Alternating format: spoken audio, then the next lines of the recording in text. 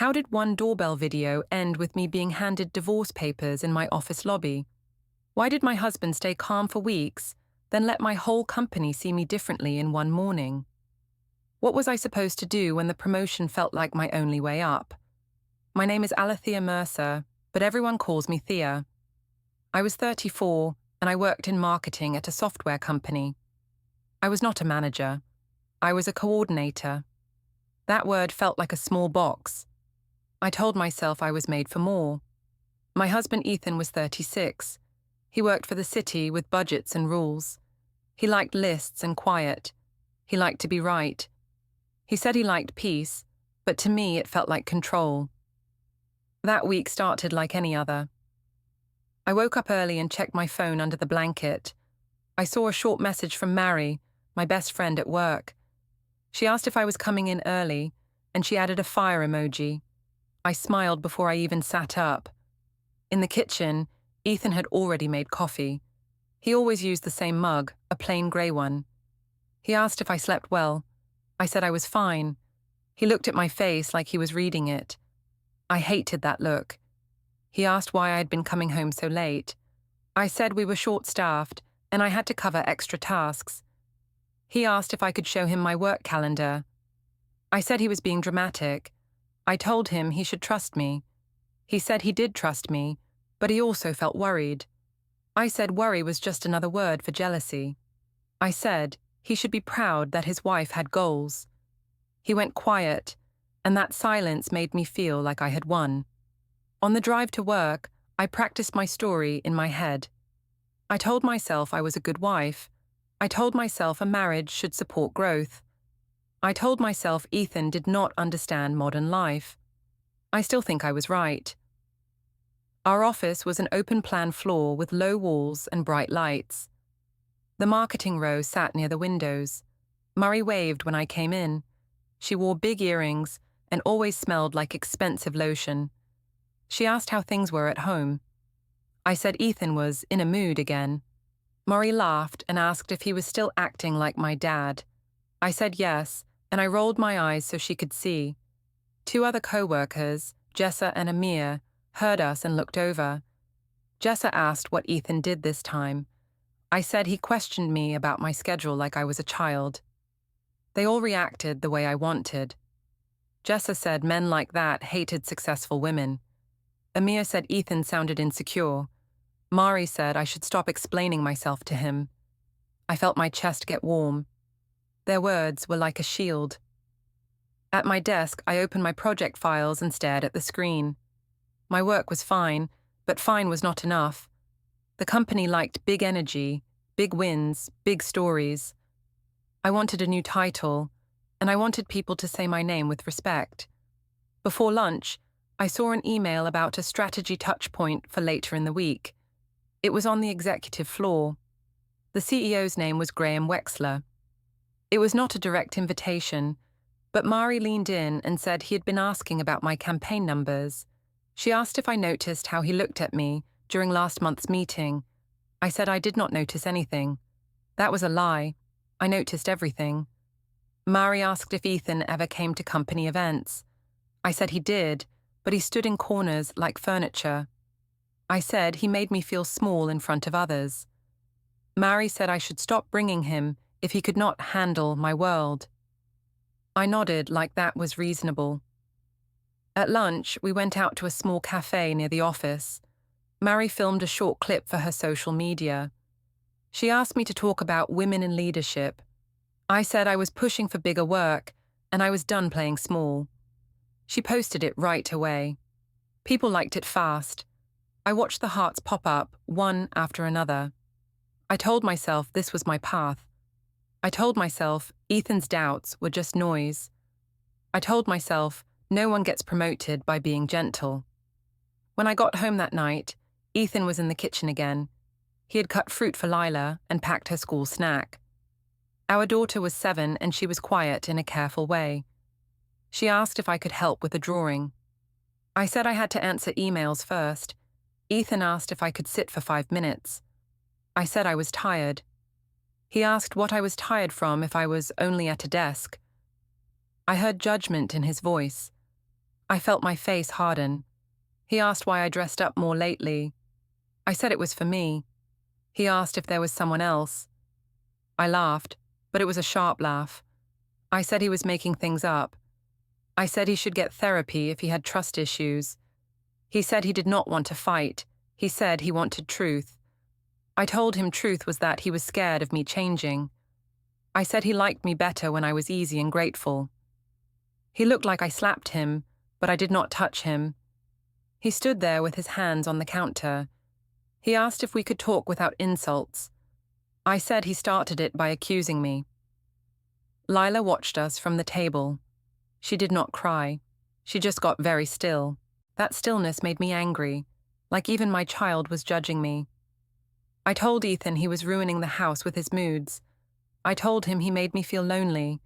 I told him I deserved to feel wanted and admired. He asked what that meant.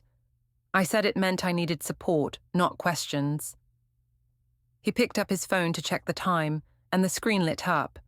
For a second, I saw his calendar. There was a reminder that said, downtown 9:15 a.m. It was not one of his normal city meetings. He turned the screen down fast. I asked where he was going downtown. He said it was personal. I asked why he had secrets now. He said I had been secret first. I said that was unfair. I said he was twisting things. He walked to the sink and rinsed his mug. He placed it on the drying rack. Then he took a different mug from the cabinet, a small white one, and set it on the other side of the counter. It was like a line. He asked if I wanted tea. I said no. I said I did not need him acting polite like a robot. He asked what I wanted. I said I wanted him to stop trying to trap me. He stared at me for a long moment.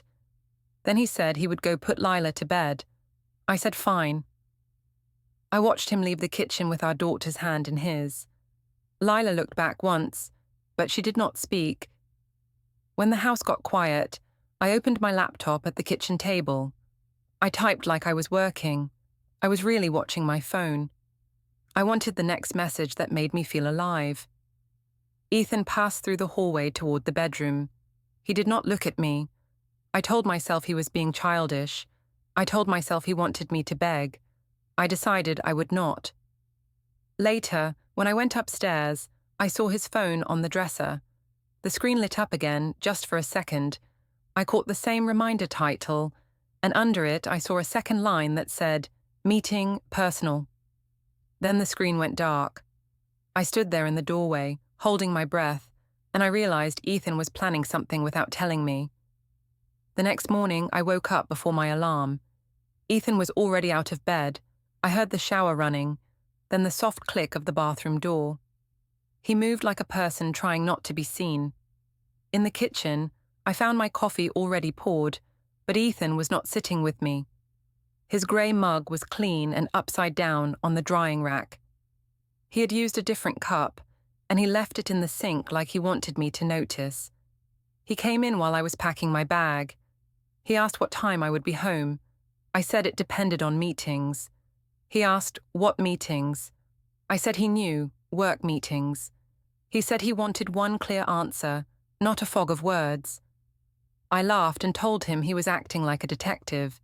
He said he did not want to police me. He said he wanted to feel safe in our marriage. I said safety was not my job. I said my job was to build a life, and he should keep up. He looked down at the table like it hurt to even stand there. Lila came in rubbing her eyes. She asked if I would come to her class, reading day next week. I said I would try.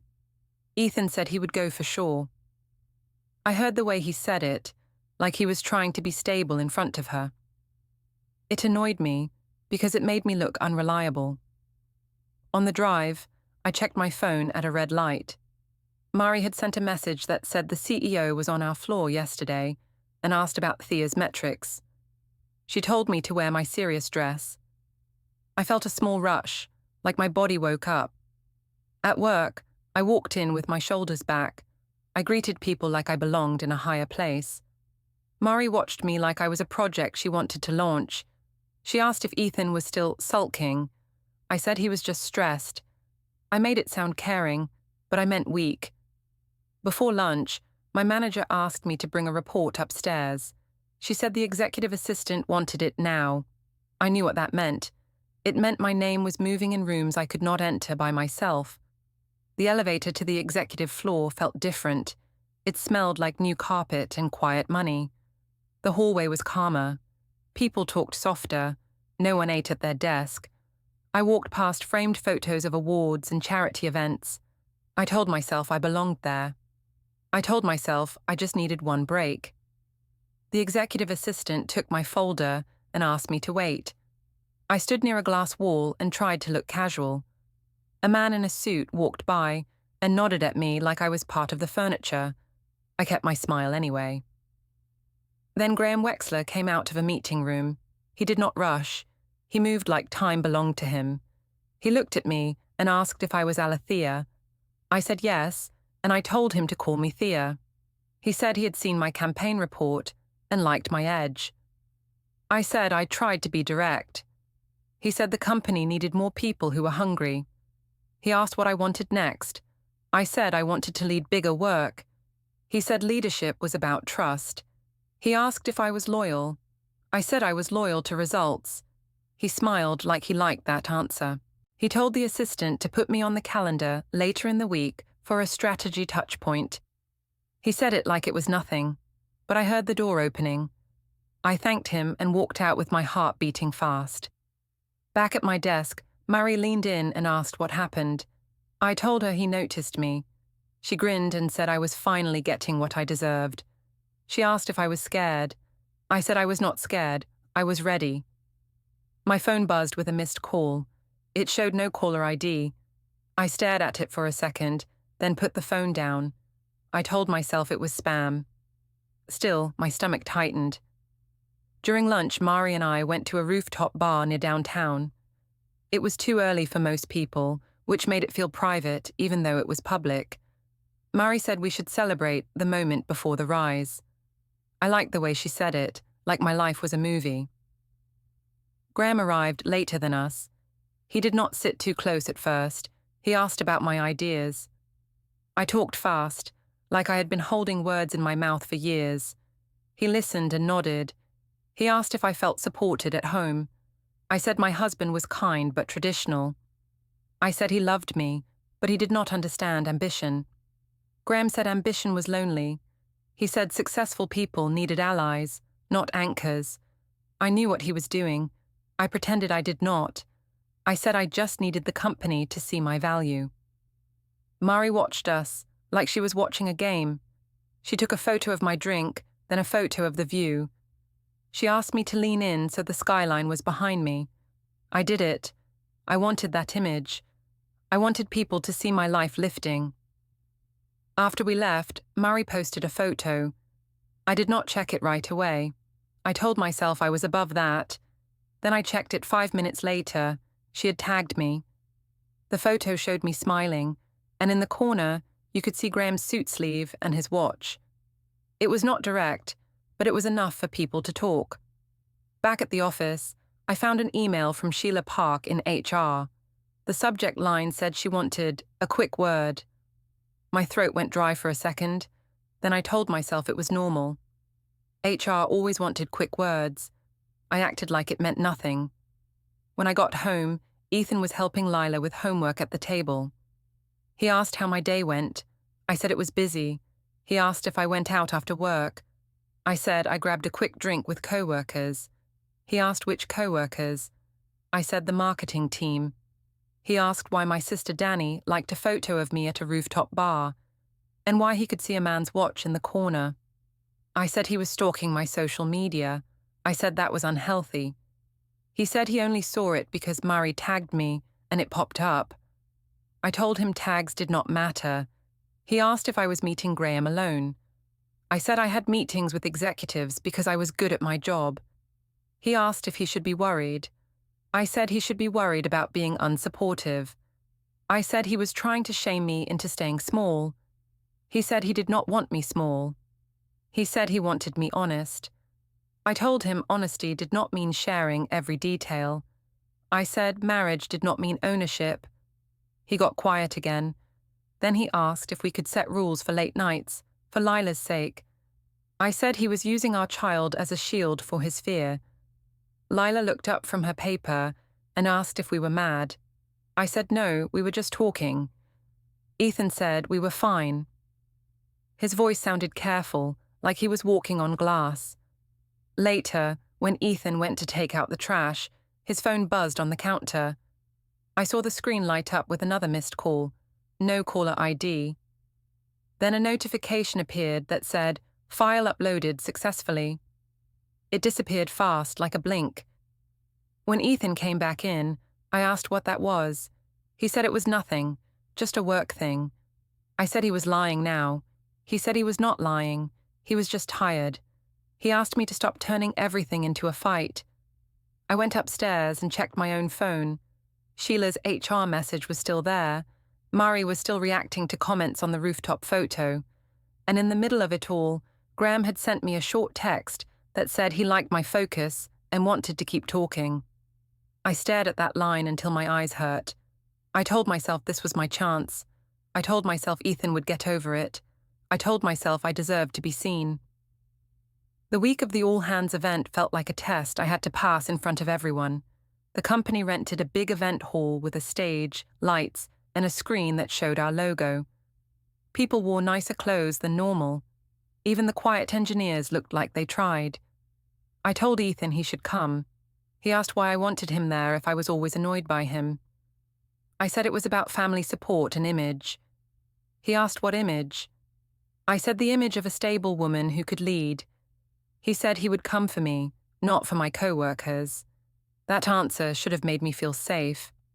Instead, it made me feel trapped. When he said things like that, I had less room to play the victim later. Before we left the house, I checked the mirror 3 times. I fixed my hair and my smile. Ethan watched me from the doorway. He asked if I was nervous. I said I was excited. He asked if I wanted him to stay close or give me space. I said he should just act normal and not embarrass me. He nodded like he understood, but I saw his jaw tighten. I told myself he was being sensitive again. I told myself sensitive men always made big moments about themselves. At the event hall, Mary rushed to meet us at the entrance. She hugged me and then looked Ethan up and down like he was a coat rack. She asked Ethan how it felt to be married to the future. Ethan said he was proud of me. Mary laughed and said the company better not waste my talent. I liked the way she talked about me. I did not like the way Ethan stood there, calm and polite, like he did not know he was being mocked. It made him look stronger than I wanted. Inside, the room was loud. People held drinks and small plates. The air smelled like perfume and warm food. The screen showed photos of team culture. I saw my face flash for 1 second in a group photo, and I felt a small thrill. My manager came by and asked if I was ready. I said yes. She asked Ethan if he liked the company. Ethan said it seemed fine. My manager laughed like that was funny. She said city workers were always serious. Ethan smiled, but it was a tight smile. Murray pulled me away and whispered that Graham was asking where I was. I said I was here. She said I should not stand with Ethan too long because people might think I was small town. I knew she meant boring. I also knew she wanted me to choose my work life over my home life. I did it anyway because it felt like choosing the winning side. When Graham arrived, the energy changed. People stood straighter. They smiled wider. He walked through the room like it was built for him. He stopped near me and said he was glad I came. He looked at Ethan and asked who he was. I said Ethan was my husband. Graham shook his hand and said it was nice to meet him.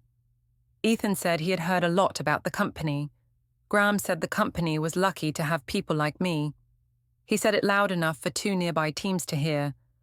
I felt heat rise in my face. That heat felt like power. Ethan asked me quietly if I wanted water. I said I did not need water. I said I needed him to stop hovering. He asked if he should stand somewhere else.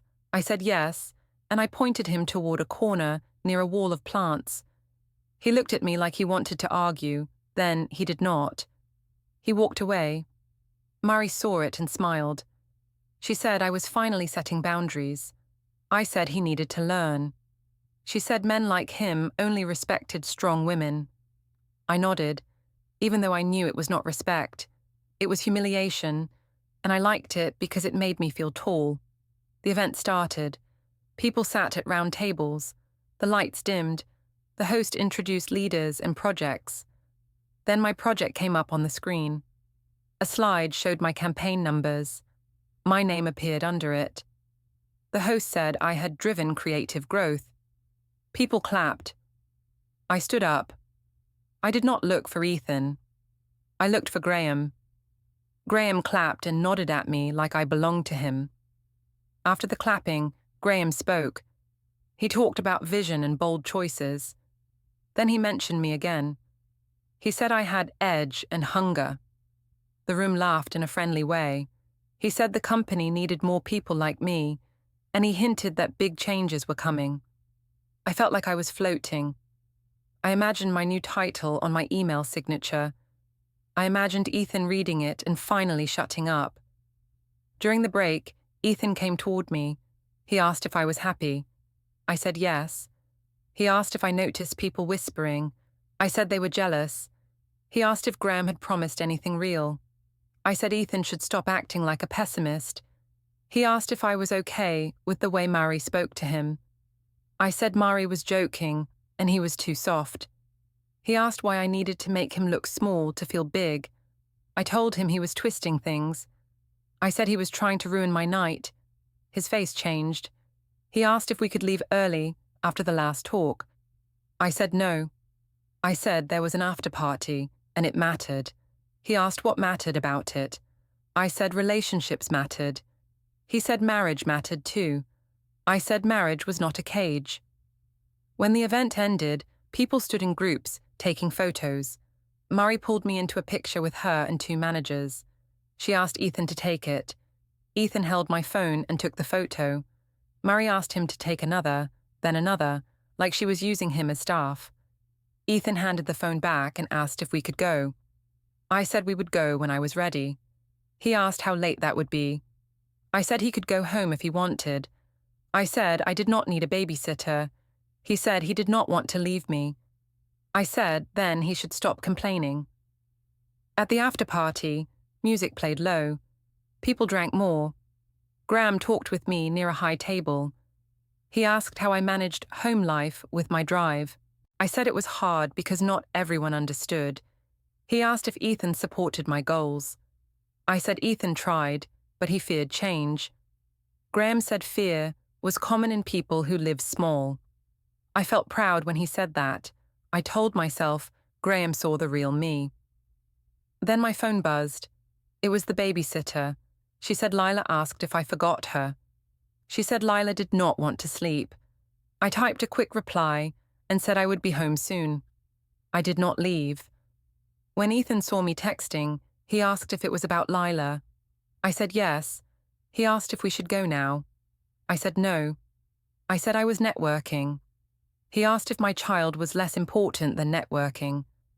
I said he was trying to guilt me, and guilt was manipulation.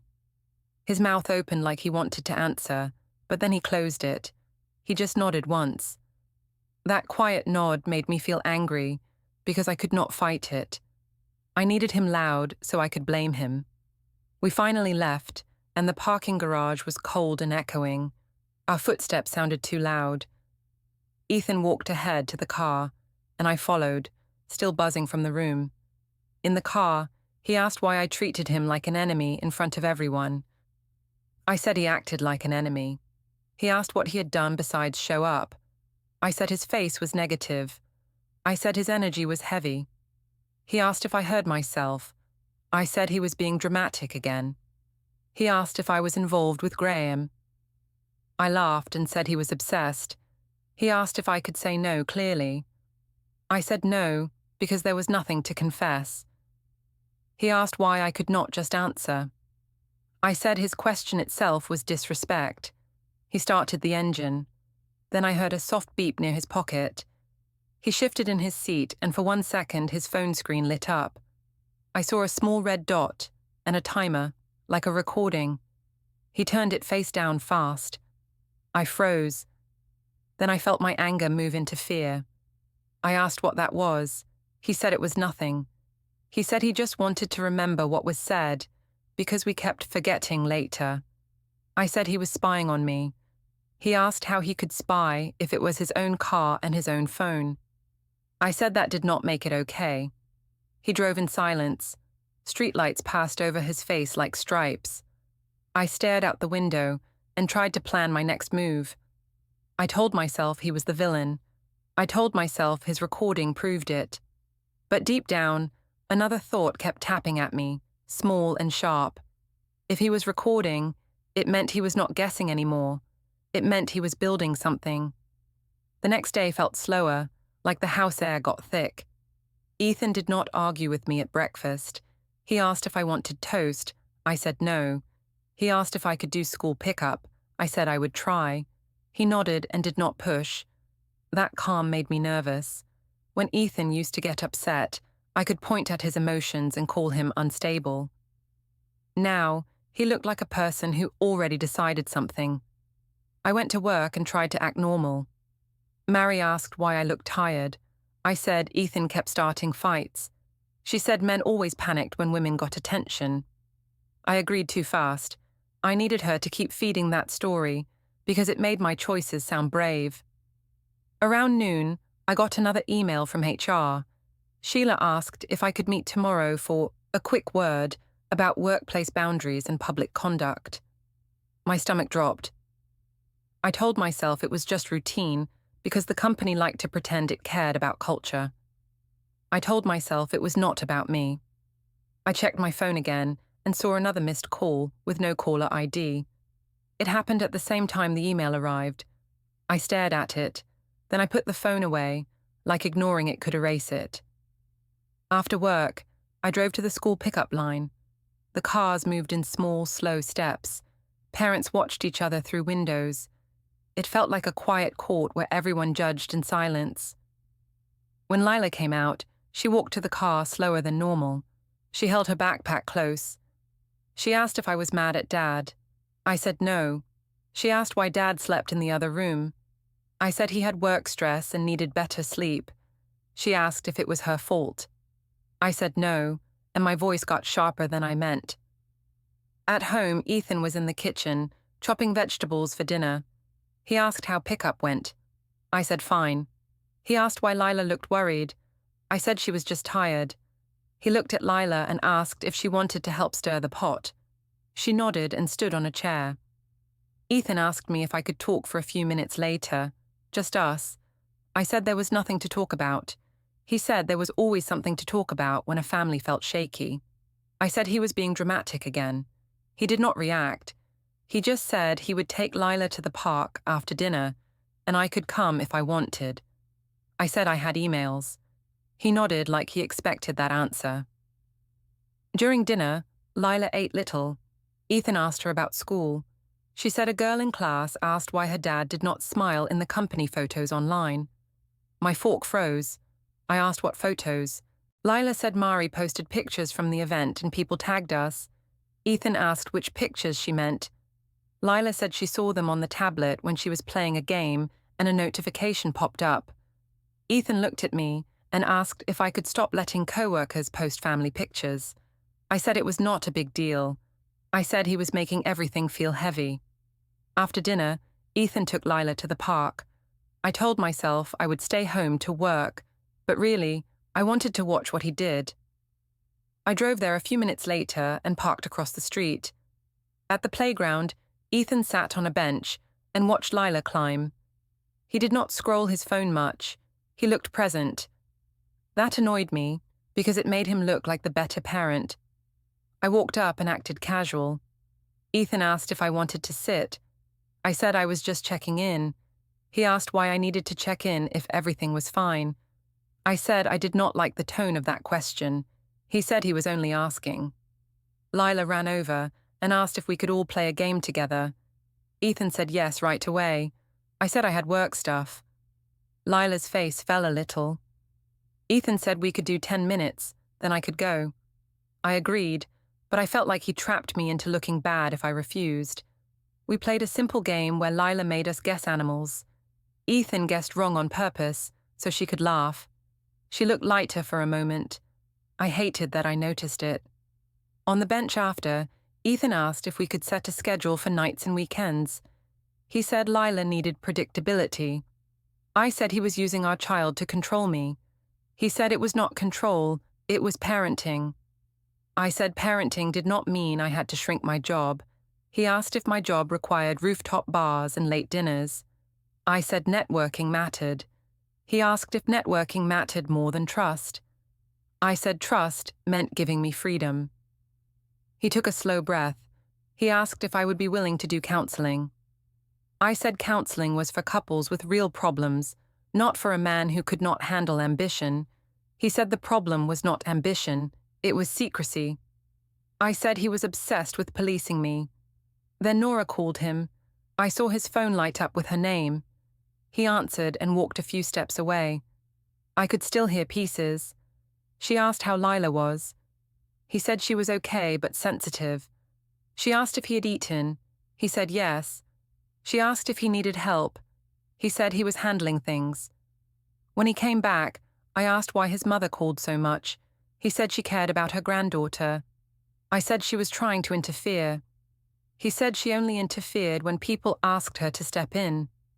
I felt my face burn. I told him he was turning his family against me. He said he did not have to turn anyone. People made choices based on what they saw. I said that was unfair. He said unfair did not change facts. On the drive home, Lila fell asleep in the back seat. Ethan kept both hands on the wheel. The car felt too quiet. At home, I went to the kitchen to get water. I noticed the mugs again. His grey mug was on one side. A different mug was on the other side. It looked like two households sharing one room. Ethan carried Lila to bed and tucked her in. When he came back downstairs, he opened a drawer near his desk. I heard a small click, like a lock. He saw me watching and closed it gently. I asked what he was doing. He said he was organizing household papers. I said he never organized papers at night. He said he was trying to be responsible.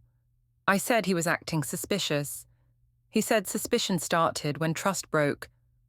I went to the supermarket later to grab a few things, mostly because I did not want to sit in the house with him. Ethan came too, and that made me irritated. At the checkout, the total was higher than I expected. Ethan looked at the receipt and asked if we could slow down on extra spending for a while. I said he was financially controlling me now. He said he was budgeting, not controlling. I pulled my card out fast and paid just to prove I could. On the way out, Ethan asked if we could talk calmly in the car. I said I did not owe him calm when he kept accusing me. He said he was done accusing. He was starting to plan. Back at home, he did not follow me upstairs. He went to the guest bedroom instead. I heard a soft humming sound from downstairs, later, like a shredder running. I told myself he was being dramatic. I sat on the edge of my bed and scrolled my phone. Danny messaged me and asked if everything was okay because Nora had been weird on the family group chat. I typed back and said Ethan was turning everyone against me because he could not stand my success. Then my phone buzzed again, with no caller ID. I did not answer. I just watched it ring until it stopped, and I realized I was more afraid of what I might hear than what I might say. The next morning I woke up with a tight chest. My HR meeting was on my calendar for the afternoon. I told myself it was nothing, but my body did not believe me. Ethan was already dressed. He did not look at me when I came into the kitchen. He asked if I wanted coffee. I said yes because I did not want to look shaken. He poured it and slid the mug toward me like we were co-workers. He asked if I was taking Lila to school. I said I could. He said he would do it. I said I could handle one normal thing. He said he already planned it. The way he said planned made my skin crawl. On the counter, I saw a small sticky note near his keys. It said, "Bring forms." The handwriting was neat. I stared at it too long. Ethan noticed and flipped it over with one finger. I asked what forms. He said it was for a personal errand. I asked why he had personal errands now. He said people needed personal errands when trust was not stable. I said that sounded like a threat. He said it was not a threat, it was reality. I drove to work fast, like speed could push the fear away. At a red light, I checked my phone and saw another missed call with no caller ID. Under it, there was a short notification that said, "File uploaded successfully." I swallowed hard and locked my screen. At the office, Mari was already at my desk. She asked why I looked pale. I said Ethan kept monitoring me. She asked if he took my phone. I said no, but I hinted that he was the type to do that. Murray made a face and said I should protect myself. That was what I wanted to hear. Protect myself. Like I was the one in danger. I nodded and said I was dealing with it. She asked if Graham had confirmed anything about the promotion. I said not yet, but I was close. Mari said I needed a clearer promise. She said men like Graham respected boldness. She said if I wanted the title, I had to act like I already had it. I told myself she was right. I told myself Ethan was only scared because he knew I was about to outgrow him. Before lunch, I went upstairs for my strategy touchpoint. The elevator felt too quiet. I watched the floor numbers climb and tried to keep my face calm. In the executive hallway, Graham met me near the glass meeting room. He asked how I was doing. I said I was focused. He said he liked that I never looked tired. I said tired people did not get promoted. He asked if my home life was stable enough for bigger work. I said my husband worried too much. I said he wanted me small and safe. Graham said safety was a trap. He asked if Ethan tried to limit me. I said yes, and I made my voice soft like I was brave. Graham said the company needed leaders who could handle pressure. He said he could see me leading a team. He did not say the word promotion, but he circled it like a shark. I asked what he needed from me to make it official. He smiled and said he needed loyalty and discretion. I said I understood. I said I was discreet. He said good because rumors were a distraction. I walked out with my mind buzzing. Part of me felt proud. Part of me felt like I was falling downstairs and calling it flying. When I returned to my desk, I saw an email from Sheila in HR confirming our meeting time. It included a second name, Calvin from compliance. My mouth went dry. I told Mari and tried to laugh. I said HR was always dramatic. Mari said I should not go alone. I said it would look weak to bring support. Mari said strength was also knowing when to bring witnesses. That word hit me. Witnesses. I looked around the office and felt like every screen and camera was watching me. People smiled as they walked by, but I could not tell if they were smiling with me or at me. During a break, my sister Danny called. She asked if I was okay. I said yes, and I asked why she sounded scared. She said Nora had asked her about my schedule, very calmly. Danny said Ethan's family was too calm. She said calm people plan things. I told Danny she was being paranoid. Danny said I should delete any messages that could be misread. I said there was nothing to delete. Danny said that was not an answer. I ended the call feeling irritated.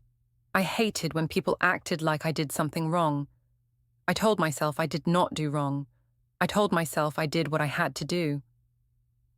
That night, when I got home, Ethan's car was backed into the driveway, like it was ready to leave fast. He was in the garage with the door half open. The cold air came in. He had a small box on a shelf and a few folders stacked neatly.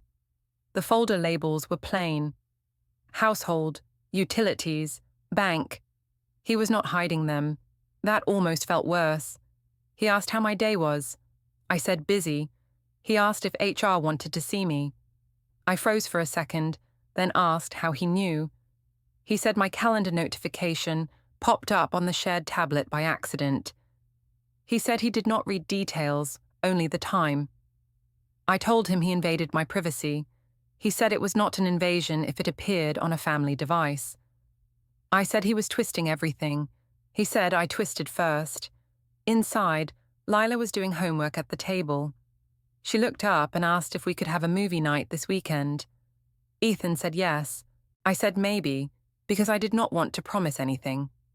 Ethan asked if I could step into the hallway to talk. I followed him, already ready to fight. I wanted him loud. I wanted him angry. If he got angry, I could point at it and call him dangerous. He asked if I planned to keep coming home late. I said my job required it. He asked if my job required secrecy. I said he was obsessed with that word. He asked if I would stop meeting Graham alone outside normal hours. I said I did not meet him outside normal hours. He did not argue. He only nodded, like he had already expected that answer. I stepped closer and said he was acting cold on purpose. I said he was punishing me because people respected me more now. He asked if respect mattered more than our family. I said respect fed the family. I said money and status made life safer. I said love without progress was just a story people told themselves. He looked at me for a long time. Then he asked if I understood what my choices could do to Lila. I said he was using Lila to control me. He said he was trying to protect her. I tried another angle. I asked why he suddenly had locked drawers and secret reminders. He said he was organizing. I asked what he was organizing. He said he was organizing the truth. I went to the guest bedroom doorway and saw his laptop open on the bed. A spreadsheet was on the screen, just rows and dates, no title. I saw a column of times and short notes. He closed it when he noticed me. I asked if he was tracking me. He said he was tracking patterns. I said that was creepy. He said what was creepy was living with lies. In the kitchen later, I heard the printer whir and spit out a page. When I walked in, the page was blank. Ethan picked it up, folded it once, and put it in the trash. The faint smell of toner stayed in the air. I felt my throat tighten. I told myself he was trying to scare me. I told myself he wanted me to beg. I decided I would not beg. I said he was making the house toxic with his silence and his projects. I said he was trying to ruin my career because he felt small. I said if he loved me, he would stop acting like my enemy. He did not raise his voice. He did not touch me. He only said he would not do anything reckless, and he would not do anything dirty. Then he looked at me, calm as a wall, and said he would handle it properly. The next morning, the security guard stopped me in the office tower lobby. He asked if I was Alathea Mercer, and said someone needed to see me. I said I was late for a meeting. He said it would only take a minute. I saw Ethan near the seating area by the coffee kiosk. He was not shaking. He was not angry. He looked clean and calm, like he was going to a normal appointment. A woman stood a few steps from him with a badge clipped to her jacket. She held a folder and did not look impressed by me. I walked up fast and asked Ethan what he was doing here. He said he was doing what he said he would do. He said it properly, and the word made my stomach drop. The woman stepped forward and asked if I could confirm my name. I said yes. She asked me to accept the documents. I asked what documents. She said they were legal papers. I said this was not the place. She said service could happen in a public lobby. I turned to Ethan and asked why he was humiliating me. He said he was not humiliating me. He said he was ending something that was already broken. I tried to push the folder back. The woman said she could place it at my feet if I refused. People in the lobby slowed down and looked. I felt heat climb up my neck. I grabbed the folder just to stop the scene. I opened it with shaking hands. I saw the word petition, and I saw our names. I saw temporary orders listed in plain language, a financial freeze on joint accounts above a small daily limit, possession of the house staying stable, and a parenting schedule starting immediately, so Lila's week would not swing with my work hours. I saw a line that said communication should be written and focused on the child. I told myself it was cruel. I told myself he planned it to punish me. I told myself he wanted to control me forever. Then my phone buzzed. It was an email from HR marked urgent. I opened it and my vision blurred. It said I was placed on administrative leave pending an investigation. It said compliance had received a report with video evidence and a timeline. I looked at Ethan and asked if he sent something to my company. He said he sent fax to compliance. He said he did not send it for fun. He said he sent it because the truth was already in my house, and it was already touching my child. I said he was destroying my career. He said my career was not his responsibility anymore. Sheila from HR appeared through the glass doors with Calvin from compliance. Sheila asked me to come upstairs now. Calvin said they would follow process. They did not look at Ethan like he was crazy. They looked at him like he was organized. I tried to speak, but my mouth felt full of cotton. I wanted to call Ethan a villain in front of everyone, but he stood there quiet, lawful, and steady. Ethan said he would pick up Lila today as usual. He said my time would be honored as written. Then he turned and walked out of the lobby without looking back.